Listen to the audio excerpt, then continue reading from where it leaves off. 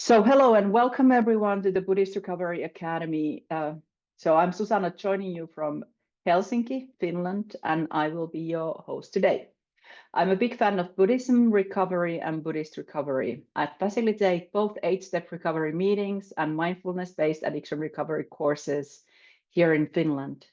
I'm a member of the board of the Buddhist Recovery Network. And we have Beth doing the tech today. So thanks for your generosity, Beth. And today's main event is an academy teaching offered by Vimalasara. And the pronouns are they, them, and their. So few words about Dana, and Beth is going to share us some QR code and some information about it. All of our teachings are given freely, and we're blessed with some amazing teachers who have experience on the cushion, experience working with body, speech, and mind, experience in the ongoing practice of recovery by the way of Dharma. And as we practice the Buddha's teaching of generosity, we invite you to give dana that will be given to support our ongoing Buddhist Recovery Network meetings and to support the teacher. You can give on a one-time or recurring basis using the QR code here posted, and you can also in US and Canada, you can message the numbers or the letters to the number. And please be sure to indicate that your donation is for the Academy, and we sincerely thank you for your generosity. And if you forget to say that it's for the Academy, we usually take all the donations that come right before, during this hour, and also right after we direct it to the Academy, so no worries. And then I would like to introduce our guest teacher, my good friend, dear friend, Vimalasara. And so Vimalasara, Valerie Mason-Chan, was the co-founder and guiding teacher of Healing and Insight, an online faculty that explored the sharp edges of suffering. Award-winning author of 11 books, they are the co-founder and co-author of 8-Step Recovery, using the Buddha's teachings to overcome addiction, with 8-step meetings in 3 continents. This year, their new book, A First Aid Kit for the Mind, Breaking the Cycle of Habitual Behaviours, was published. They are one of the founding facilitators of Dr. Gabor Mate's Compassionate Inquiry, and they live on the unceded territory of Kanata. And about the teaching. The topic of the teaching is maintaining our recovery during turbulent times. In the aftermath of the US elections and amidst the heartbreaking conflicts in Sudan, the West Bank, Gaza, Israel, Lebanon, Iran, Ukraine, and Russia, it's natural to have a myriad of emotions within the Buddhist recovery community.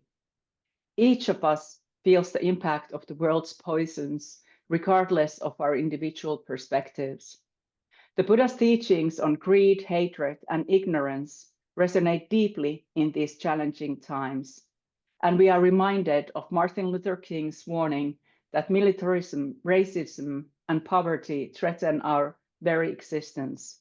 We find ourselves in an era where these prophetic insights are increasingly evident.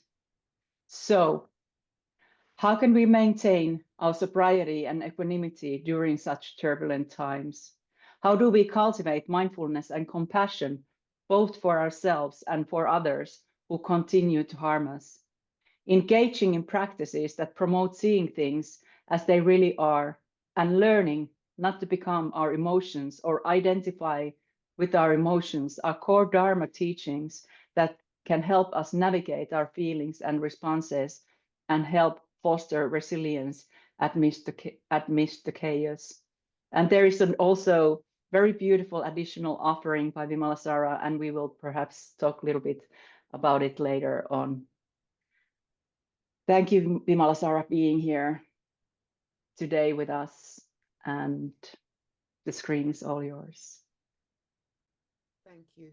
I'm just going to go on gallery view for a moment just to see who's here, and Thank you for that. I'd completely forgotten that I'd written that. That was most probably written about 2 or 3 days after the elections. And I don't want to assume that that everybody, you know, is a Democrat or whatever. For me, it's compassion for all, no matter what side that we're on. And I really want to stress that the Buddhist teachings is about non-dual teachings.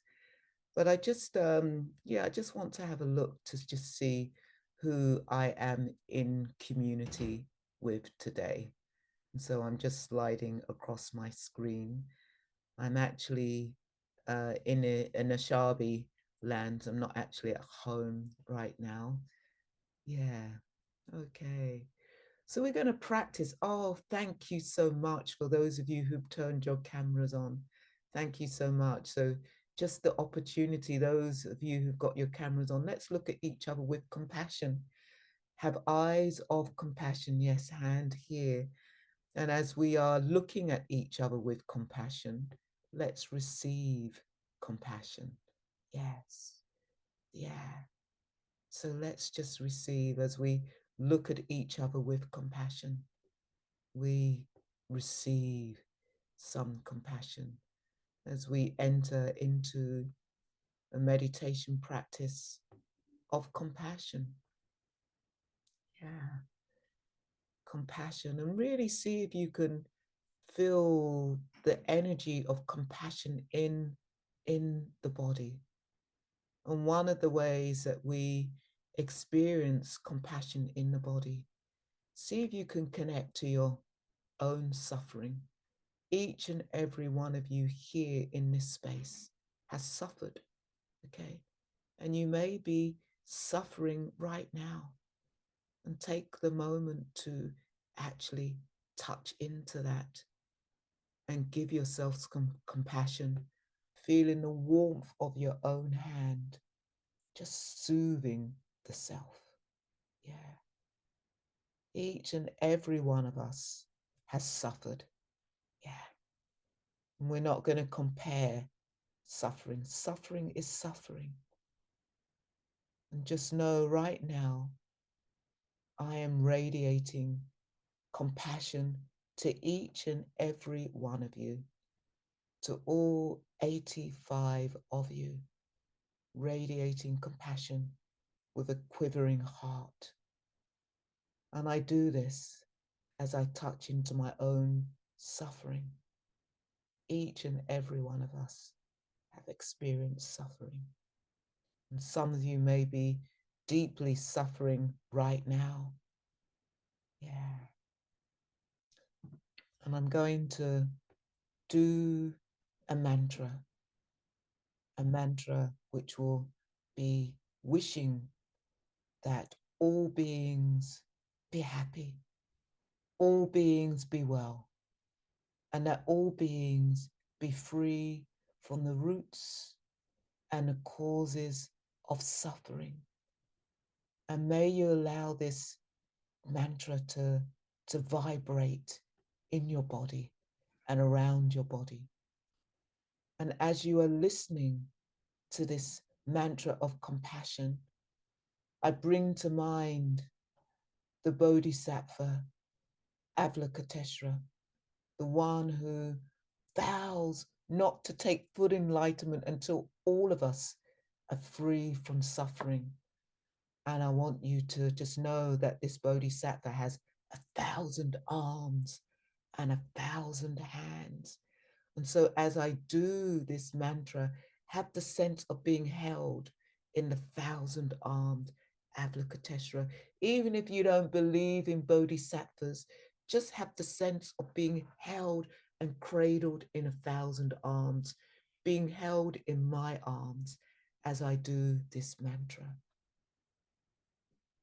Sabe sata sukhi hontu, sabe sata sukhi hontu, sabe sata sukhi hontu, sabe sata sukhi hontu, sabe sata, suki hontu, sabe sata, suki hontu.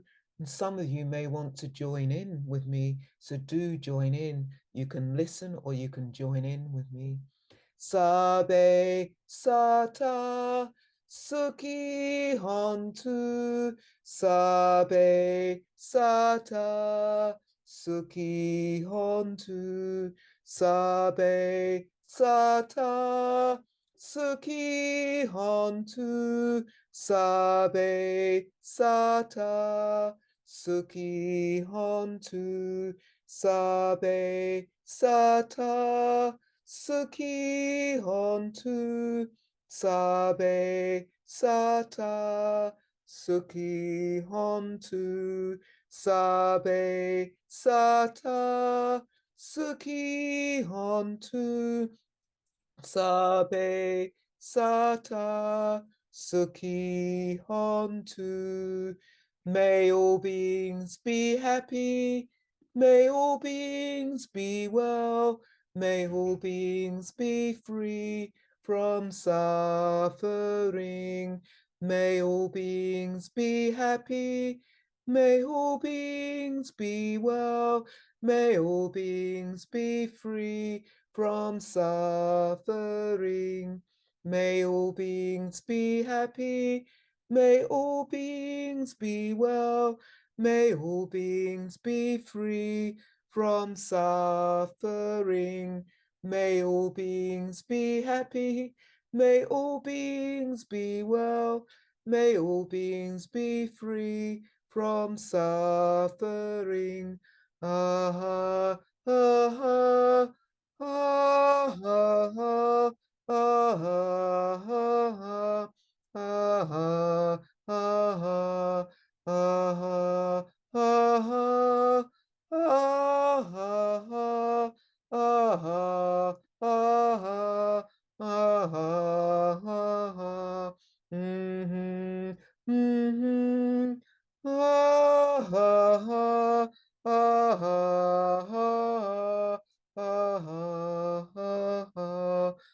sabe sata, suki hontu, sabe sata, suki hontu, sabe sata, suki hontu, sabe sata, suki hontu. May all beings be happy. May all beings be well. May all beings be free from the roots and the causes of suffering. May all beings be at peace.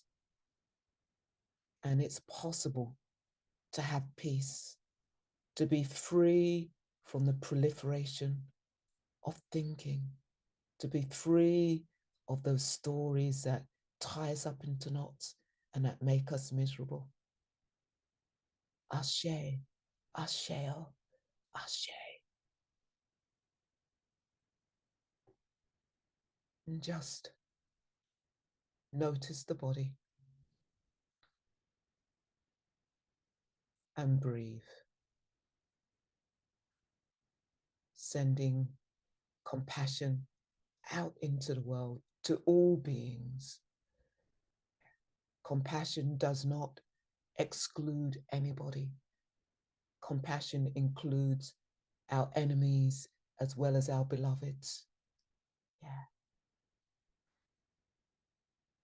You know, sometimes people ask, well, how can we have compassion towards people who have done us so much harm? And, you know, it's a really good question. And I love the Buddhist teaching on this, because all the teachings is saying is for us not to have a mind full of hate. That's all it's saying. For us to not to have a mind full of hatred. That's what we can do. It's not to have a mind full of hatred. That's how we can have compassion towards those of us who have done us harm. Because when we have a mind full of hatred, we are harming ourselves. Okay. So, okay.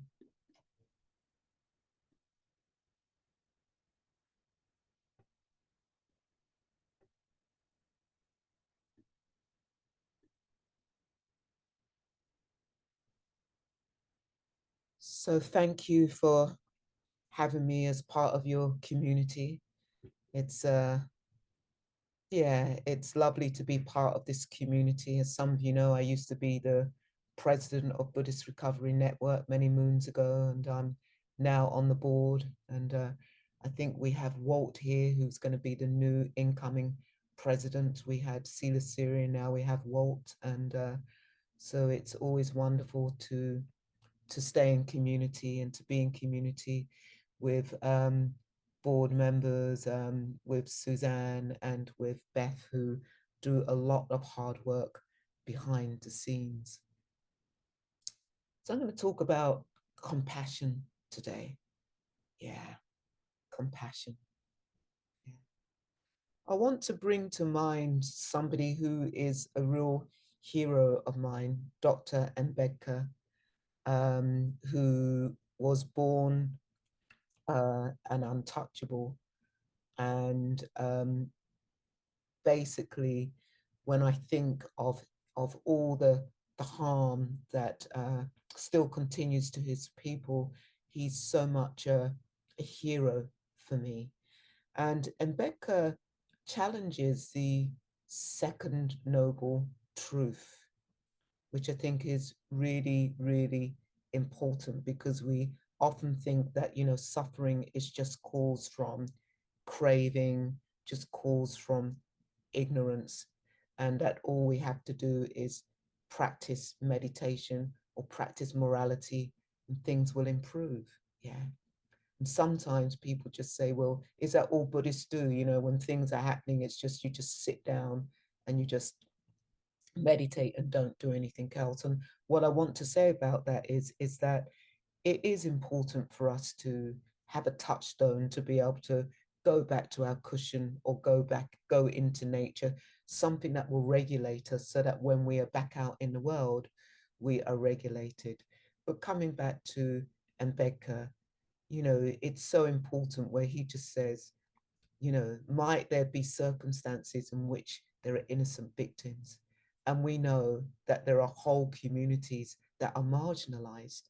We know that there are whole communities that are oppressed by social and political economic forces that is beyond their control, beyond our control, where we were born, what body we were born into.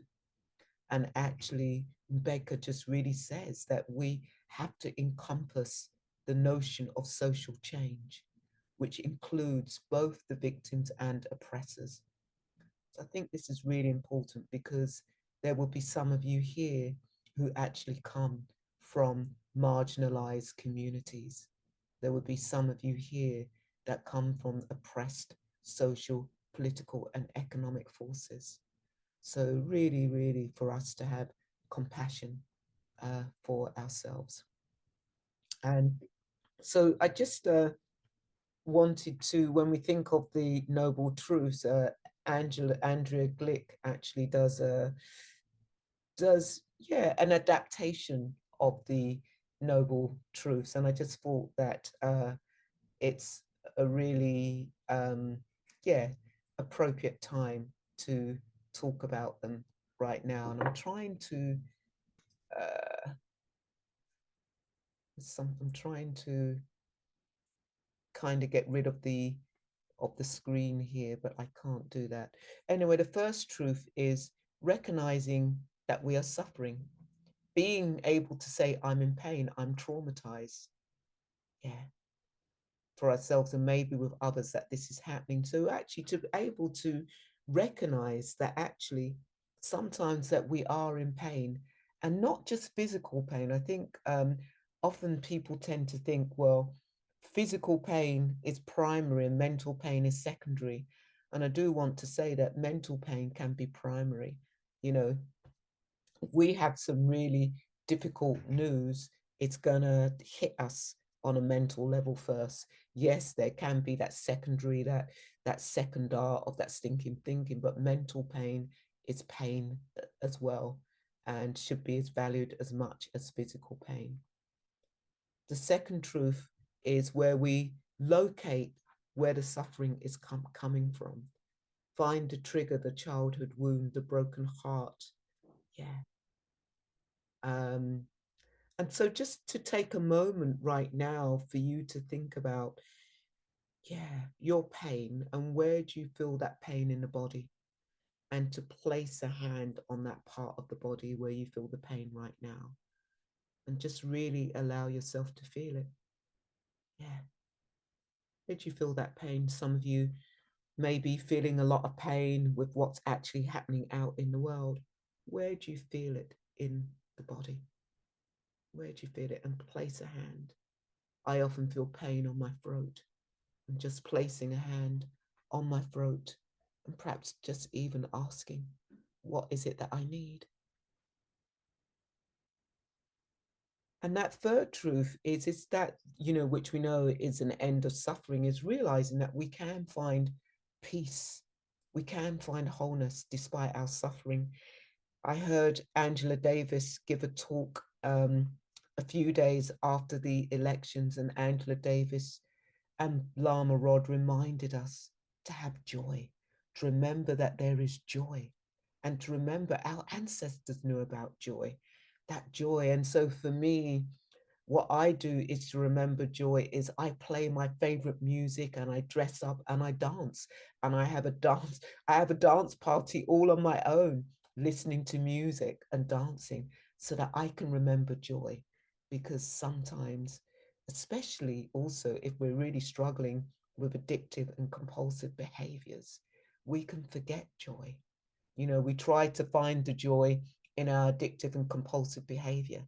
We turn towards that, but it doesn't really give us joy. So what is it that gives you joy? Is it being with a friend? Is it about, you know, going into nature? Yeah.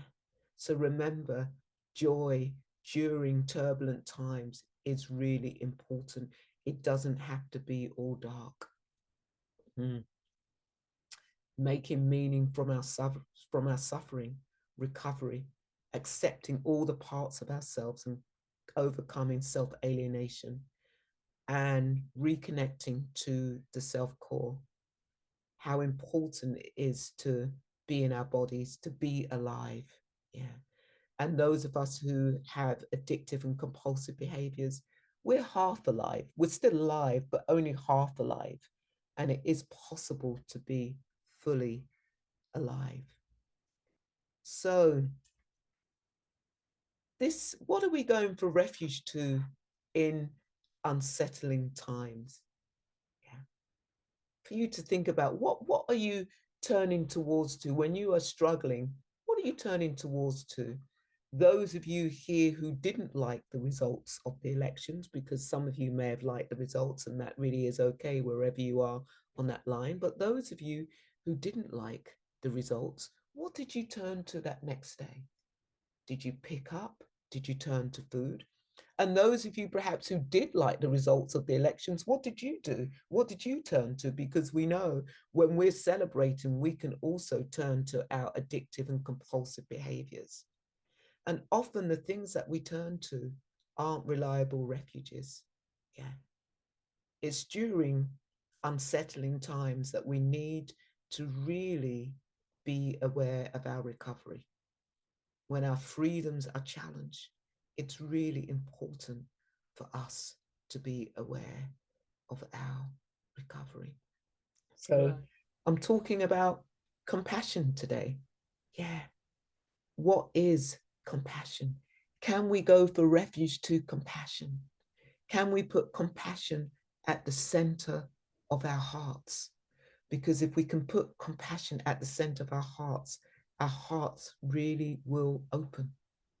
Really, really will open. These are the Brahma Viharas we talk about, and the four immeasurables, the four sublime abodes. And these are really medicines to help us work with suffering. Really, medicines. I just really want to say that, you know, loving kindness is the beginning of compassion. Loving kindness underpins all the Brahma Viharas.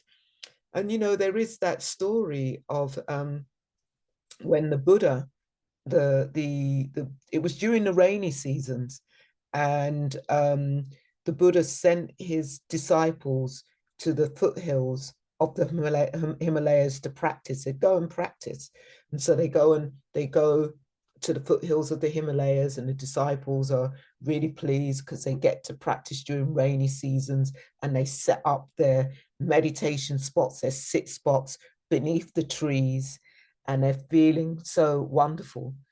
Well, these trees, the tree spirits aren't too impressed. It's like, yeah, first of all, they were happy that, you know, the monks were there practicing because maybe they had some merit. But after a few days, the tree spirits were ready for them to go home. Just like sometimes when we have visitors who overstay their stay, and we try and get a bit passive aggressive to try and make them leave. This is what happened with the tree spirits. The tree spirits created smells, awful smells, but yet the monks still stayed. And then the tree spirits created these awful sounds in their ears, screeching. And yet the monks said, no, we're here. The Buddha told us we have to meditate. We're going to stay here. And then the tree spirits created these awful sensations in the body. And the monks say, no, we're still going to practice. We're still going to be here. And then the tree spirits just messed up their brain, just messed up their mind, mashed up their mind, so much so they fled. They literally fled. Yeah, they fled back to the Buddha. And that again is really important. They asked for help. So I just really want to remind you, when you are really struggling and it gets too much, ask for help. In fact, even ask for help before it gets too much. And there may be times in this next year, in the next couple of years, I don't know, even in your personal life, you know, there's a suffering in our personal life, and then there's a suffering out there in the world. If it gets too much, turn and ask for help. So the monks fled back, and they go back to the Buddha and said, "It's impossible. We can't practice. We can't practice. The trees hate us. We can't practice. We can't practice." And the Buddha says, "You're going to go back, and I'm going to give you this teaching." And he gives them the teaching of metta. He gives them the teaching of metta imbued with compassion, and says, "You go back, and you go back to the foothills, and you practice, and you're going to have loving kindness and compassion towards those tree spirits." And so they go back, and they go back to the foothills, begrudgingly, mind you, begrudgingly, but you do what the Buddha says, apparently. So you go back, and they go back, and they sit and meditate, and they begin to wish the trees well. They let go of the hatred, because they had hatred for the trees, of just letting go and just wishing the trees well. And everything settled, and the tree spirits and the monks were able to practice together. Practice. So that's the power of compassion, the power of loving kindness. So let's look at this.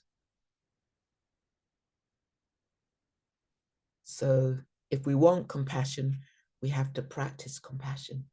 And it begins with ourselves. It begins with you right here. That's how we practice compassion. Forget about radiating compassion out there to people who are suffering. Bring yourself into the equation first. I really do believe if we as humans practice self-compassion for ourselves, we wouldn't be in a climate disaster. Yeah, we wouldn't be, because we just don't know how to practice compassion, and it begins with ourselves. Of course, if we practice self-compassion towards ourselves, there wouldn't even be wars, because wars aren't done through the lens of compassion. They're done through the lens of hatred, of polarization. And compassion is a non-dual teaching. We're not separate, which is why we have to begin with ourselves. And when we begin with ourselves, we begin to realize that we are not separate. Okay. Yeah. So compassion, it's so important. How many of you place compassion at the center of your hearts? How many of you? Yeah. Even if when you wake up in the morning and just place a hand upon the body, anywhere upon the body, and just remind yourself, this is me giving myself compassion for the day. To just adopt that practice takes 5 seconds. Yeah. Okay. As the Dalai Lama says, we cannot survive without compassion. Yeah. So let's talk about compassion that isn't just for ourselves, but compassion out there into the world. Yeah. Because when we can have compassion for ourselves, we will have compassion out there in the world.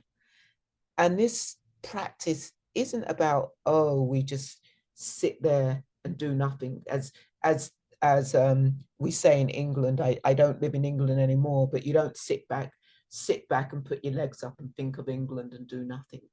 Compassion in action it is about social change. It really is about social change. And we direct compassion in all directions. Yeah.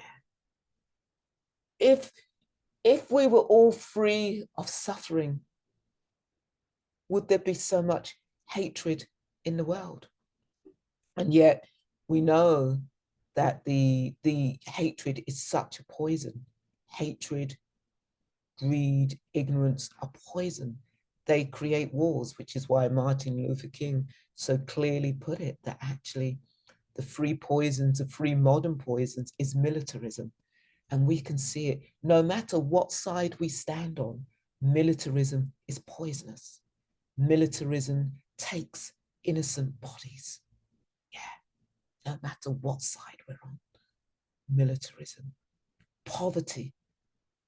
The poverty and why, is poverty a poison? Like, I think 5%, it's as small as that, 5% of the people in the world own the majority of the wealth. That's just disgusting. And yet there are people who don't even have the money to be able to feed themselves. Yeah. And I'm not just talking about in the continent of Africa, in the continent of Asia. In the Americas, there are people who cannot afford to feed themselves, which is one of the reasons why we have crime. What do you do when you can't, when you don't have the money to put food on the table? Yeah. And yet, if that wealth that the 5% of the people have, if Elon Musk was to share his wealth, if those footballers and pop stars who get paid such ludicrous amounts of money was to share that wealth among the poverty, we would be living in such a different world, such a different world. So great compassion, just to think of that. And great compassion really grows, we talk about the qualities of the paramitas, but I want to really say that, compassion grows out of generosity, real generosity. Sometimes we're feeling really stingy and tight, and we don't want to be kind to people. We don't want to be kind to people. And that's when we have to really be generous, open up our hearts and be really generous. Yeah. Compassion grows out of a heart of wisdom. Yeah. Compassion grows out of a heart of patience, out of a heart of ethics, out of a heart of diligence, of vigor. It takes energy to be compassionate. And again, it's cultivated out of renunciation, because we renounce our negative mental states. Yeah, we renounce.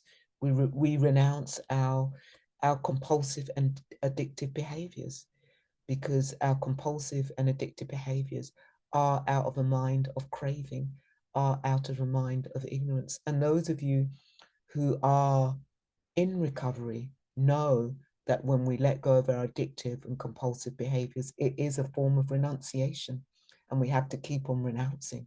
I have to remind myself, yeah, keep on renouncing. We just don't renounce once. So again, when we renounce, this is a form of self-compassion. Yeah.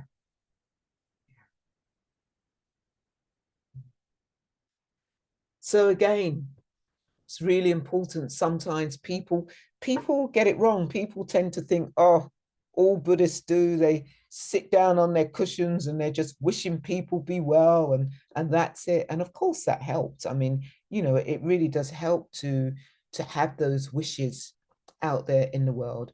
But you know what? The work of the Bodhisattva to free all beings, you know, it's not just sitting on the cushions. We have to be out there in the world. We really do have to be out there in the world. Yeah. So just for some of you to think about where your compassion is that ordinary compassion. And it's you know, it's a beginning that we can really have compassion for all these different groups of people when there's been natural disasters, when there's been homelessness, when there's been addiction, and maybe, you know, next year when there's going to be the whole mass, well, there's going to be mass incarceration, mass detention centers for migrants being ripped apart from their families. We may have compassion and wish them well, and this is ordinary compassion. Yeah, yeah. And sometimes we think we're being compassionate, but actually it is a near enemy. Okay, so so remember that actually sometimes we think we're being compassionate, but actually we're not. You know, it's definitely, it's a positive emotion that is mimicking compassion, which is undermining compassion. Yeah. And again, having pity for others isn't compassion. When we lose it, sometimes we try and be compassionate for people, and we get into a particular state and we can't help, we're not helping anyone. Okay. So self-pity and pity for others is a way of turning away from compassion. Yeah. And to remember that if we have hatred for others, if we have resentment for others, because sometimes hatred can be such a strong word, and we don't have hatred, but even I at times sometimes can experience being resentful. I can sometimes be frustrated, bitter. These are all aspects of hatred, and it's the opposite of compassion. And we know that actually some of these things, resentment, bitterness, frustration, are the things that can keep us in the hungry ghost realm of addiction, that can keep us in that hell realm of addiction, that can keep us in the animal realm of addiction. And so we really do, this is why self-compassion is so important, because we need that self-compassion to dissolve the resentment and the bitterness and the frustration that we may have in our hearts. Yeah.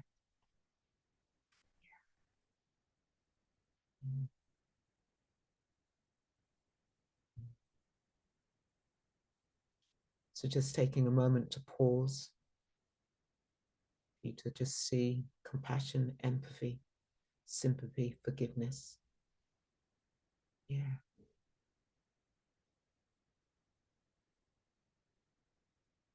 Yeah.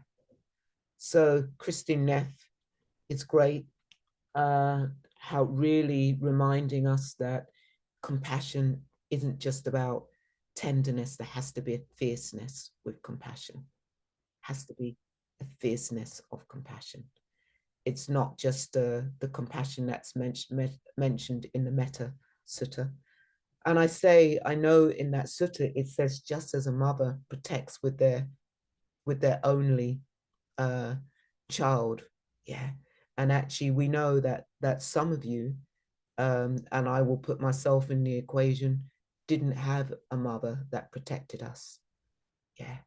So, you know, again, compassion doesn't come easily. And the reason why we didn't have a mother who protected us, because they had self-hatred, because they didn't have compassion for themselves. Yeah. Compassion really is a learned, is a behavior that's cultivated, and it's only cultivated if we can have compassion for ourselves. Yeah. Yeah. So let's look at that, you know, compassion. Yes. Going for refuge to compassion during turbulent times. Yeah. It's really important for us to take actions and set boundaries. One of the things that Lama Rod said in that conversation was, sometimes those of you who are perhaps social activists here get so burnt out that you're no good for anybody. Yeah. So remember that actually you do need to take care of yourself. And just also know that there are people who are on the front lines, but there are people who are supporting those on the front line. So if we think about the Buddha's time, there were the monks who was out there delivering the Dharma to people, and there were the householders who supported them. So they're all part of the practice. We can all be part of the practice, and not to think like, oh, because I'm not out on the front line holding a banner, that actually I'm not actually being compassionate, I'm not part of the cause. There are many different ways. During the, you know, I was part of a group where when the elections were coming up, that people would sit and practice, and then after the practice they would make phone calls.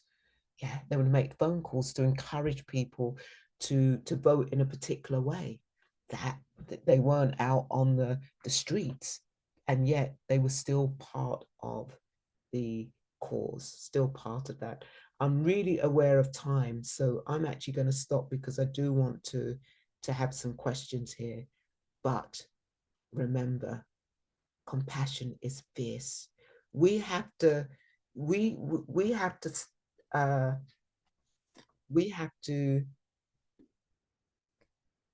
I want to read something, actually. Let me just say that before we have questions about compassion, because I thought this was really, yeah. Desmond Tutu says, in a situation of injustice and oppression, there can be no neutrality.